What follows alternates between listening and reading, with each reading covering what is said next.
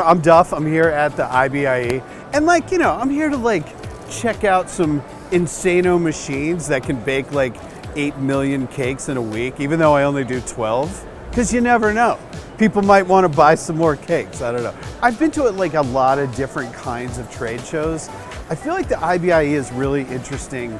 The vibe here is always really cool because unlike other kinds of manufacturing, you can never take the soul out of baking, right? Baking is always going to be something that is going to really just be rich for people. It has such a long, beautiful history to it. There's a relationship I think that humans have with flour and yeast and water and sugar that you don't get with a lot of other things. I think it's really important to come to IBIE because what you're seeing is the absolute cutting edge of where the baking industry is. Every time I come here, I learn so much because this is a part of the industry that I don't get to interact with too much. I think for anybody, it's really important just to know, right? Just to know what's going on. I'm a baker.